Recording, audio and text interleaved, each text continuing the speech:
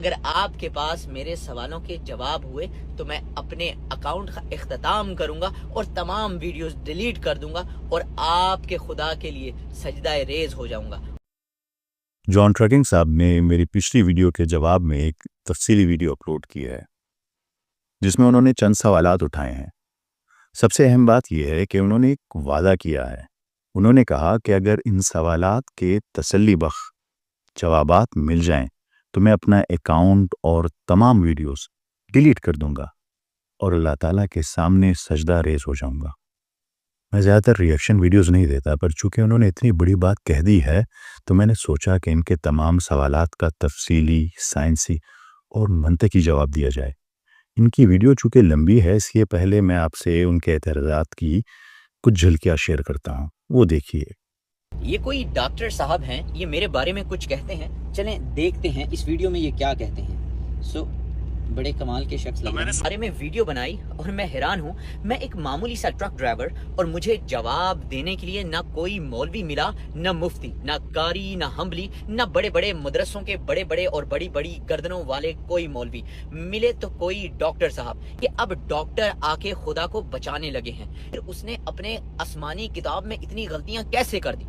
کیسے اس نے کہا کہ زمین کو ہم نے 4 دن میں بنایا، پھر کہیں کہتا ہے 6 دن میں بنایا، اور کہیں کہتا ہے ہم نے 2 دن میں بنایا۔ کہتے ہیں جو کاپی پیسٹ نہیں، اس میں آپ کا کلمہ موجود نہیں، اس میں آپ کی کتنی نمازیں ہیں یہ تک موجود نہیں۔ عام مسلمان نے تو کبھی ترجمہ ہی نہیں پڑھا، اسے یہ بھی اندازہ نہیں کہ جو 5 اذانیں آپ دیتے ہیں نماز میں کہیں پوری اذان بھی موجود نہیں۔ جناب ڈاکٹر صاحب خود کو جھنجھوڑیے اور جانیے اس کتاب میں آپ کا رب بد دعائیں بھی دیتا ہے۔ شاید آپ بھول گئے، تبت یدا ابی لہب وتب۔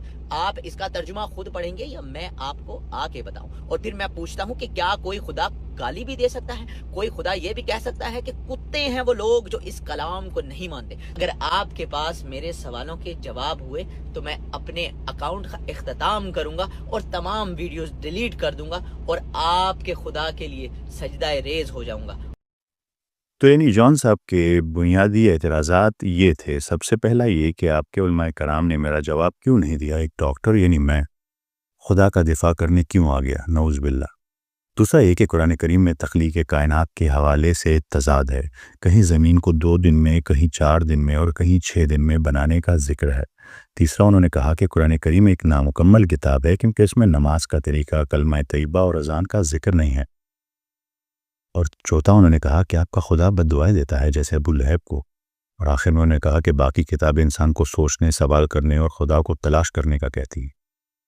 پہلے سوال پہ آتے ہیں۔ جون صاحب، آپ نے اپنی ویڈیو میں کہا کہ بڑے بڑے علماء کرام آپ کو جواب کیوں نہیں دیتے؟ اس کی سیدھی سی وجہ یہ ہے کہ آپ کے سوالات انتہائی سطحی اور بنیادی نوعیت کے ہیں۔ ان کا جواب دینے کے لیے کسی بڑے مفتی یا عالم کی کوئی ضرورت نہیں، بلکہ مجھ جیسا ایک ادنا طالب علم ان سوالوں کے جوابات کے لیے کافی ہے۔ دوسری بات آپ نے بڑی عجیب کہی کہ ایک ڈاکٹر خدا کا دفاع کرنے اور خدا کو بچانے آ گیا ہے، استغفر اللہ۔ اگر آپ حقیقت جانتے تو آپ کو معلوم ہوتا کہ میں خدا کو نہیں بلکہ اصل میں آپ کو اور خود کو بچانے آیا ہوں۔ جس اللہ پر آپ رات دن اعتراض کرتے ہیں وہ اتنا رحمان اور رحیم ہے کہ اس نے ہم پر یعنی اپنے ماننے والوں پر یہ ذمہ داری ڈالی ہے کہ ہم بھٹکے ہوئے لوگوں کو پیار، دلیل اور نصیحت کے ساتھ واپس حق کی طرف بلائیں۔ جون صاحب، ذرا دل پر ہاتھ رکھ کر سوچئے، بھلا اس خالق کائنات کو میرے دفاع کی کیا ضرورت ہے، جو کہکشاؤں کو، جو یونیورسز کو لمحوں میں بناتا اور مٹاتا ہے۔ میں خدا کو بچانے نہیں آیا، میں تو آپ کو بچانے آیا ہوں۔ اور سچ کہوں، میں خود اپنی آخرت بچانے آیا ہوں۔ آپ جس خدا سے دن رات بوس رکھتے ہیں، جس کی دی ہوئی زبان سے اسی کا مذاق اڑاتے ہیں، ذرا اس کی رحمت اور محبت کی انتہا دیکھیے۔ وہ آپ سے اتنی محبت کرتا ہے، اس نے آپ کو اندھیرے میں اکیلا نہیں چھوڑا۔ اس نے اپنے ماننے والوں پر یہ فرض کر دیا ہے کہ وہ آپ کا ہاتھ پکڑیں اور آپ کو پیار، دلیل اور نصیحت سے واپس حق کی طرف بلائیں۔ کنتم خیر امت اخرجت للناس۔ ذرا اس ستم ظریفی پر غور کریں۔ جس رقص سے آپ بغاوت کر رہے ہیں، اسی رب نے مجھ پر یہ ذمہ داری ڈالی ہے کہ میں آپ تک اس کا محبت برا پیغام پہنچاؤں۔ میری اپنی نجات اس بات سے جڑی ہے کہ میں آپ کو اندھیروں سے نکالنے کی کوشش ضرور کروں۔ وہ بار بار ہم جیسے بندوں کو آپ کے راستے میں بیچتا رہے گا، جو آپ کو جھنجھوڑتے رہیں گے، جو آپ کو اس کے رحم کی، محبت کی یاد دلاتے رہیں گے۔ تاریخ گواہ ہے کہ جب معصوم بچوں کے قاتل اور خدائی کا دعویٰ کرنے والے فرعون کے پاس اللہ تعالیٰ نے حضرت موسیٰ علیہ السلام کو بھیجا تو کیا حکم دیا؟ فرمایا، اے موسیٰ، اس سے نرمی سے بات کرنا، شاید اس کے دل میں بات اتر جائے۔ یہ ہے میرا رب، رحمان اور رحیم، جو اپنے سب سے بڑے باغی کے لیے بھی ہدایت کا دروازہ کھلا رکھتا ہے۔ تو بتائیے، میں اپنے رب کا دفاع کر رہا ہوں یا آپ کا اور اپنا؟ اور ہاں جان صاحب، آپ نے خود کو ایک معمولی ٹرک ڈرائیور کہہ کر پیش کیا۔ یاد رکھیے، رزق حلال کمانے کے لیے ٹرک کا سٹیئرنگ پکڑنا آپ کو ہرگز معمولی نہیں بناتا۔ یہ ایک قابل فخر محنت ہے۔ ہمارے تو انبیاء کرام نے بکریاں چرائی ہیں۔ انسان کو اس کا پیشہ معمولی نہیں بناتا۔ انسان کو حقیر اور معمولی اس کی انا، اس کا ایگو بناتی ہے۔ انسان تب پستی میں گرتا ہے جب سچائی اس کے سامنے آ جائے اور وہ محض اپنی ضد اور تعصب میں، بائسنس میں آنکھیں بند کر لے۔ پچھلی گفتگو میں جب میں نے حقائق آپ کے سامنے رکھے، آپ کے سوالات کے جواب دیے، تو ایک سچے متلاشی کی طرح آپ کو شکر گزار ہونا چاہیے تھا کہ حق واضح ہوا، لیکن آپ نے اپنی انا کی تسکین کے لیے سوالوں کا ایک نیا جال بن دیا۔ میں ان سوالات کا جواب صرف اس لیے دے رہا ہوں کیونکہ آپ نے کیمرے کے سامنے وعدہ کیا ہے کہ جواب مل گیا تو میں سب ویڈیوز ڈیلیٹ کر کے سجدے میں گر جاؤں گا۔ ورنہ یاد رکھیں، جس دل پر تعصب کے تالے پڑ چکے ہوں اسے کائنات کی کوئی بھی دلیل قائل نہیں کر سکتی۔ تو آئیے اب دیکھتے ہیں کہ آپ کے نئے اعتراضات میں کتنا وزن ہے۔ آپ نے اعتراض کیا ہے کہ قرآن کریم کبھی کہتا ہے 6 دن، کبھی کہتا ہے 2 دن، کبھی کہتا ہے 4 دن۔ آپ کے خیال میں یہ تضاد ہے؟ جناب، آپ نے اعتراض اٹھا کر ثابت کر دیا کہ آپ نے نہ صرف قرآن مجید کے اسلوب سے ناواقف ہیں بلکہ جدید کاسمولوجی اور سائنس کی ابجد سے بھی بالکل بے خبر ہیں۔ آپ کا دعویٰ ہے کہ قرآن میں تخلیق کے دنوں کی گنتی نے 2، 4، 6 میں تضاد ہے۔ آئیے جذبات اور تعصب کو ایک طرف رکھ کر خالص سائنس اور قرآن کی روشنی میں اس کا جائزہ لیتے ہیں۔ قرآن مجید پوری کائنات کی تخلیق کے لیے 6 ایام یعنی 6 ادوار، 6 فیزز کا ذکر کرتا ہے۔ کائنات کے اربوں سال کے سفر کو قرآن کریم نے 24 گھنٹوں کے دنوں میں نہیں بلکہ مراحل میں، سٹیجز میں بیان کیا ہے۔ اور سب سے حیران کن بات یہ ہے کہ آج بلینز آف ڈالرز اور سینچریز آف ریسرچ کے بعد دنیا کی سب سے بڑی سائنسی اتھارٹی ناسا بھی بالکل اسی نتیجے پر پہنچی ہے کہ کائنات 6 بنیادی مراحل سے گزر کر بنی ہے۔ یہ ان کی ویب سائٹ پہ ہے، جس میں سب سے پہلا سٹیج ہے انفلیشن، کاسمک انفلیشن، 1 سیکنڈ کے حصے میں کائنات کا پھیلاؤ بہت تیزی سے۔ دوسرا ہے بگ بینگ یا نیوکلیو سینتھسس، یہ بنیادی ذرات جیسے ہائیڈروجن، ہیلیم کا بننا۔ تیسرا ہے ریکمبینیشنز، ایٹمز کا جڑنا اور روشنی کا آزاد ہونا۔ اور فورتھ ہے دا ڈارک ایجز، یعنی کشش ثقل کے زیر اثر گیسوں کا اکٹھا ہونا۔ پانچواں ہے دا فرسٹ سٹارز، پہلے ستاروں کا جلنا۔ اور لاسٹ ہے ری آئونائزیشن، کہکشاؤں، نظام شمسی اور زمین کی تشکیل۔ آپ نے سورہ فصلت کی آیت نمبر 9 اور 10 کو بنیاد بنا کر کہا کہ قرآن حساب میں غلطی کر رہا ہے۔ حقیقت میں غلطی قرآن کی نہیں، آپ کی سمجھ کی ہے۔ قرآن کریم فرماتا ہے کہ زمین کو 2 دن میں یعنی 2 سٹیجز میں بنایا گیا، 2 ایام میں بنایا گیا۔ سورہ فصلت کی آیت نمبر 9۔ جدید فلکیات ایسٹروفزکس کے مطابق ہماری زمین اور نظام شمسی کائنات کے آغاز میں نہیں بنے تھے بلکہ یہ قدیم ستارے کے سپر نووا کے پھٹنے کے بعد بنی۔ اس کے غبار یعنی سولر نیبولا کو کشش ثقل نے دبا کر ہمارے نظام شمسی اور زمین بنائی۔ یہ سب کچھ ناسا کے بتائے ہوئے آخری 2 مراحل یعنی سٹیج 5 اور سٹیج 6 میں ہوا۔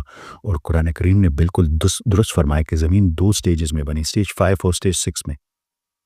اب آتے ہیں سورہ فصلت کی آیت نمبر 10 میں، جہاں اللہ تعالیٰ فرماتے ہیں کہ اس نے زمین کے لیے رواسیہ یعنی اینکرز، گریوٹی اور برکات، پرورش کے اسباب یعنی انگریڈینٹس رکھے۔ اور اس پورے عمل کی تیاری میں 4 ابتدائی مراحل لگے، یعنی سٹارٹ کے 4 سٹیجز۔ جب آپ جدید کاسمولوجی پڑھتے ہیں تو پتہ چلتا ہے کہ کائنات 4 بنیادی قوتوں پر کھڑی ہے: gravity, electro magnetism, strong nuclear force and weak nuclear force. Big bang کے فوراً بعد جو سب سے پہلی فورس قائم ہوئی وہ تھی گریوٹی، رواسیہ۔ عربی لفظ رواسیہ کا مادہ کسی چیز کو باندھ کر رکھنے، لنگر ڈالنے اور توازن قائم کرنے کے لیے استعمال ہوتا ہے، اور کائنات میں یہ کام گریوٹی کرتی ہے۔ اگر گریوٹی ذرا سی بھی کم یا زیادہ ہوتی تو کائنات فوراً تباہ ہو جاتی۔ پہلے 4 مراحل یعنی انفلیشن سے ڈارک ایجز تک دراصل اسی رواسیہ کشش ثقل کے تحت گیسوں کو جمع کرنے اور زندگی کے لیے ضروری عناصر یعنی برکات انگریڈینٹس تیار کرنے کا دور تھا۔ ابتدائی 4 مراحل میں کشش ثقل یعنی رواسیہ اور کائناتی سوپ اجزاء برکات کی تیار ہوئی، اور آخری 2 مراحل میں اسی تیار مادے سے زمین اور نظام شمسی کی تشکیل ہوئی۔ کل یعنی 6 مراحل وہی 6 مراحل بنتے ہیں جس کی تصدیق آج سائنس کر رہی ہے، ناسا کر رہی ہے۔ کوئی بھی ذی شعور انسان جس کے پاس ذرا سا بھی سائنسی علم ہو، جب 1400 سال پرانی کتاب میں کائنات کی اتنی شاندار اور پیچیدہ تفصیل ایگزیکٹ ڈیٹیلز پڑھے گا تو وہ بے ساختہ سجدے میں گرے گا، رونگٹے کھڑے ہو جائیں گے اس کی۔ لیکن آپ سجدے میں نہیں گریں گے، کیونکہ آپ دلیل کے متلاشی نہیں ہیں بلکہ اپنے نفس اور تعصب کے غلام ہیں۔ جس دن آپ اس تعصب کو ایک طرف رکھ کر قرآن کریم کا مطالعہ کریں گے، آپ کو اندازہ ہوگا کہ قرآن کریم وہ سائنسی حقائق بیان کر رہا ہے جنہیں سمجھنے میں آج کی انسانیت کا بلینز آف ڈالرز اور نہ جانے کتنا وقت لگ گیا ہے۔ آگے آپ کا اعتراض ہے کہ قرآن کریم میں نماز کا مکمل طریقہ کلمہ یا اذان نہیں لکھی، تو یہ مکمل کتاب کیسے ہوئی؟ آپ میرے خیال میں یورپ میں رہتے ہیں اور ٹرک چلاتے ہیں، آپ کو آئین یعنی جسے کانسٹیٹیوشن کہتے ہیں اور ذیلی قوانین یعنی بائی لاز مینولز کا فرق چاہیے کہ بہت اچھی طرح معلوم ہو۔ یورپ کا مرکزی قانون کہتا ہے کہ سڑک پر چلنے کے لیے ہر شہری کے پاس ڈرائیونگ لائسنس ہونا لازمی ہے، اور ٹریفک قوانین کی پابندی شرط ہے۔ یہ کانسٹیٹیوشن ہے، آئین ہے۔ اب اگر آپ یورپ کے مرکزی آئین کی کتاب کھول کر دیکھیں تو کیا اس میں یہ لکھا ہوگا کہ کلچ کیسے دبانا ہے، بریک کب لگانی ہے، یا اسٹاپ کے سائن بورڈ کی تصویر کیسی ہوگی؟ بالکل نہیں۔ اس کے لیے باقاعدہ ڈرائیونگ سکولز اور مینولز اور بائی لاز موجود ہیں۔ اگر کل کوئی ٹرک ڈرائیور اٹھ کر کہے کہ یورپ کا قانون تو نامکمل ہے کیونکہ اس میں کلچ دبانے کا طریقہ ہی نہیں لکھا، تو پڑھے لکھے لوگ اس پر ہنسیں گے۔ بالکل اسی طرح قرآن مجید ایک مکمل آئین ہے، کانسٹیٹیوشن ہے، جس نے حکم دیا ہے نماز قائم کرو، اور حضرت محمد صلی اللہ علیہ وآلہ وسلم کی سنت اس کا مینول ہے، بائلاز ہے اور پریکٹیکل مظاہرہ ہے۔ اگر قرآن کریم میں ہر رکعت اور سجدے کا طریقہ لکھ دیا جاتا تو حضرت محمد صلی اللہ علیہ وآلہ وسلم کو بھیجنے کا مقصد ہی کیا رہ جاتا؟ قرآن کریم نے خود فرمایا کہ ہم نے یہ ذکر اسی لیے اتارا ہے کہ آپ یعنی حضرت محمد صلی اللہ علیہ وآلہ وسلم لوگوں کو کھول کھول کر بیان کریں۔ سورہ نحل کی آیت نمبر 44۔ اور کلمہ قرآن میں نہیں ہے، یہ آپ کی کم علمی ہے۔ لا الہ الا اللہ سورہ محمد کی آیت نمبر 29 میں موجود ہے۔ محمد الرسول اللہ سورہ فتح کی آیت نمبر 29 میں موجود ہے۔ جان صاحب، اذان کوئی قرآن صورت یا آیت نہیں ہے، یہ خالصتاً ایک اعلان ہے، اناؤنسمنٹ ہے، ایک کال ٹو پریئر ہے، نماز کے لیے بلاوا ہے، جس سے دنیا بھر میں لوگوں کو اکٹھا کرنے کے لیے اناؤنسمنٹ ہوتی ہے۔ یہ مسلمانوں کا مسجد کی طرف بلانے کا طریقہ ہے۔ صرف کسی کلام کا عربی میں ہونے کی وجہ سے اس کا قرآن کا حصہ ہونا ہرگز ضروری نہیں ہے۔ جان صاحب، آپ نے اگلے اعتراض میں سورہ مسد کا حوالہ دیا، تبت یدا ابی لہب وتب، اور کہا کہ نعوذ باللہ اللہ تعالیٰ بد دعائیں دیتا ہے۔ حقیقت یہ ہے کہ یہ اعتراضات آپ کی کلاسیکل عربک اور قرآنی فلسفی سے مکمل ناواقفیت کا نتیجہ ہے۔ آئیے ان باتوں کو علم اور منطق کی کسوٹی پر رکھتے ہیں۔ جب آپ کسی مستند عربی لغت یعنی ڈکشنری میں لفظ تبت کے معنی تلاش کریں گے تو آپ کو پتہ چلے گا کہ اس کا مطلب بد دعا دینا یا گالی دینا نہیں ہے، بلکہ اس کا مطلب ہے خسارہ، نقصان، اعمال کا ضائع ہو جانا اور مکمل تباہی، ٹوٹل لاس۔ یہ کوئی جذباتی بد دعا نہیں ہے، بلکہ اعمال اور ان کے نتائج ہیں، کاز اینڈ ایفیکٹ ہے۔ یہ ایک اٹل قانون ہے۔ قرآن مجید نے یہ حقیقت بار بار واضح کی ہے کہ جو شخص بھی اس دنیا کی عارضی محبت میں گم ہو کر دنیا کے حقیر فائدوں کے لیے اپنی آخرت کو بیچ دے گا، اس کا حتمی نتیجہ تباہی اور خسارہ ہوگا۔ یہ قانون صرف ابو لہب کے لیے نہیں ہے، یہ آپ کے لیے بھی ہے، یہ میرے لیے بھی ہے، اور یہ قیامت تک آنے والے ہر انسان کے لیے ہے۔ اللہ تعالیٰ نے انسان کو فری ول دیا ہے، لیکن ساتھ ہی یہ وارننگ بھی دی ہے کہ اگر تم نے حق کو پہچاننے کے بعد بھی صرف اپنی انا، اپنی دنیاوی خواہشات کو چنا تو تمہارا انجام تبت ہوگا، نقصان ہوگا، خسارہ ہوگا۔ یہ بد دعا نہیں بلکہ ایک منصفانہ عدالتی فیصلہ ہے، ورڈکٹ ہے ہر کسی کے لیے۔ دوسری بات، آپ نے سورہ اعراف کا حوالہ دیا، کہہ کر کہا کہ خدا انسانوں کو کتا کیوں کہتا ہے۔ استغفر اللہ۔ انسان اور جانور میں پہلے سمجھے فرق کیا ہے۔ انسان کو اللہ تعالیٰ نے ایک روح دی ہے، عقل سلیم دی ہے۔ جانور صرف اپنی حیاتیاتی ضروریات، بیسک انسٹنکٹس، بھوک، پیاس، نیند، افزائش نسل پر زندہ رہتا ہے۔ جب انسان اپنی روح اور اعلیٰ مقصد ہائی پرپس کو نظر انداز کر دیتا ہے اور صرف جسمانی ضروریات اور دنیاوی لالچ کے پیچھے بھاگتا ہے تو وہ اپنا انسانی درجہ کھو کر جانور یعنی اینیملسٹک اسٹیٹ کی طرح کی سطح پر گر جاتا ہے۔ یہ تشبیہ کتے کی توہین نہیں کر رہی۔ کتا تو وہی کر رہا ہے جس پر خدا نے اسے پروگرام کیا ہے۔ یہ انسان کو جھنجھوڑ رہی ہے کہ تم تو اشرف المخلوقات تھے، تم نے خدا کی دی ہوئی روح کو، عقل سلیم کو مار کر خود کو جبلت یعنی انسٹنکٹ کا غلام بنایا ہے۔ قرآن کریم یہاں انسانوں کی نفسیاتی اور روحانی موت کا نقشہ کھینچ رہا ہے، جو اپنے حقیر نفسانی خواہشات کے غلام بن جاتے ہیں۔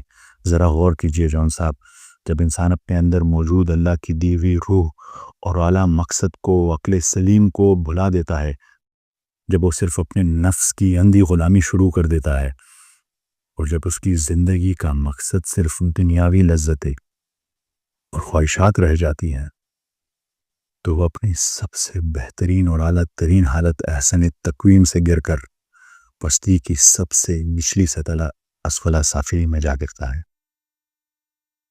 اس مقام پر اس کی مثال جانوروں جیسی، اس کتے جیسی ہو جاتی ہے جو روح کے بغیر صرف اپنی بھوک اور جبلت یعنی انسٹنکٹس کے تحت کام کرتے ہیں۔ قرآن کریم انسان کو جھنجھوڑ رہا ہے کہ انسان تو اشرف المخلوقات تھا، تو نے اپنے روح کی آواز کو مار کر خود کو جبلتوں کا، انسٹنکٹس کا، خواہشات کا غلام کیوں بنا لیا۔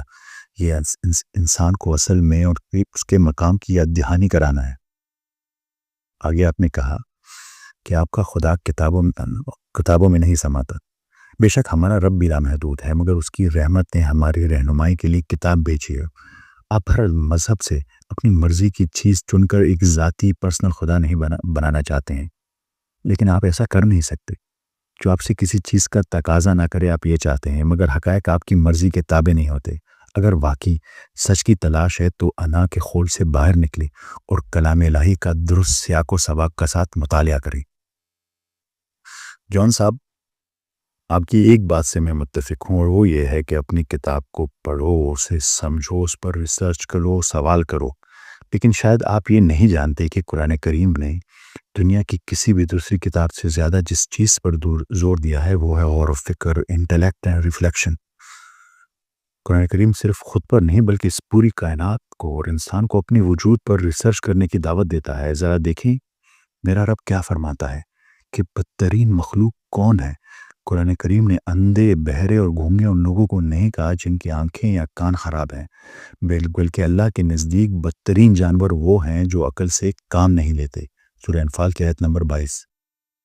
اور آگے جب جہنمیوں کو دوزخ میں ڈالا جائے گا تو وہ اپنا کیا گناہ بتائیں گے؟ وہ کہیں گے کہ اگر ہم سنتے اور عقل سے کام لیتے تو آج ہم دوزخ والوں میں نہ ہوتے۔ سورہ ملک کی آیت نمبر 10۔ اللہ تعالیٰ فرماتے ہیں کہ جسے حکمت یعنی وزڈم دی گئی اسے خیر کثیر یعنی بہت بڑی بلائی عطا کی گئی۔ اور قرآن کریم صاف کہتا ہے کہ کیا علم والے اور بغیر علم والے برابر ہو سکتے ہیں؟ سورہ زم کی آیت نمبر 9 میں۔ جون صاحب، اسلام تو آپ کو سوال پوچھنے اور ریسرچ کرنے پر مجبور کرتا ہے، مگر تعصب کے ساتھ نہیں، بائسنس کے ساتھ نہیں۔ آپ کا اصل مسئلہ یہ ہے کہ آپ چیزوں کی حقیقت کو نہیں سمجھنا چاہتے۔ آپ ہر چیز کو تعصب کی عینک سے دیکھتے ہیں۔ آپ سچ کی تلاش کے لیے نہیں بلکہ کیڑے نکالنے کے لیے پڑھتے ہیں۔ اگر آپ اس تعصب کی عینک کو اتار کر کھلے اور سچے دل سے اس کتاب کو سمجھیں گے تو آپ کو اس سے زیادہ خوبصورت اور مکمل دین پوری دنیا میں نہیں ملے گا۔ جون صاحب، اس ویڈیو میں آپ کے تمام سوالات کے جوابات سائنس اور منطق کی روشنی میں دیے جا چکے ہیں۔ اب جب کہ حق واضح ہو چکا ہے تو مجھے امید ہے کہ آپ اپنے وعدے پر قائم رہیں گے۔ آپ اپنا اکاؤنٹ اور ویڈیوز ڈیلیٹ کر دیں گے اور اسے ایک سچے رب کے سامنے سجدہ ریز ہوں گے جس کی تلاش کا آپ دعویٰ کرتے ہیں۔ اور اگر آپ واقعی اس تعصب سے نکل آئے اور اپنا وعدہ پورا کیا تو ایک وعدہ میرا بھی آپ سے ہے، میں نہ صرف آپ کے ساتھ 1-to-1 لائف سیشن کروں گا بلکہ ایک چھوٹی بات ہے، میں اپنا پرسنل فون نمبر آپ کے ساتھ شیئر کروں گا، آپ کے ساتھ پرسنلی بات کروں گا، بلکہ آپ جس ملک میں ہیں اگر میرا کبھی وہاں چکر لگا تو میں خاص طور پر آپ سے ملنے آؤں گا، آپ کو گلے لگاؤں گا، ایک ساتھ کھانا کھائیں گے، اور آپ کے ذہن میں اگر کچھ مزید اشکالات ہیں تو میں سامنے بیٹھ کر اس کا جواب دوں گا انشاءاللہ، اور اسے مل کر دور کریں گے۔ میرا آپ سے کوئی ذاتی اختلاف نہیں ہے، اور نہ ہی میرے دل میں آپ کے لیے کوئی نفرت ہے۔ قرآن کریم ہمیں محبت اور حکمت سکھاتا ہے۔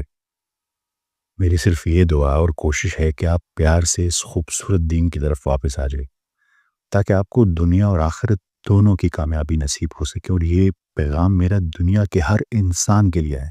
لیکن جان صاحب، ایک بات واضح رہے کہ اگر آج ان دلائل کے بعد بھی آپ نے وعدہ پورا نہیں کیا تو یہ ثابت ہو جائے گا کہ آپ علم کے متلاشی نہیں بلکہ صرف تعصب کے غلام ہیں۔ یہ عیاں ہو جائے گا کہ آپ کا مقصد صرف لوگوں کو گمراہ کرنا ہے۔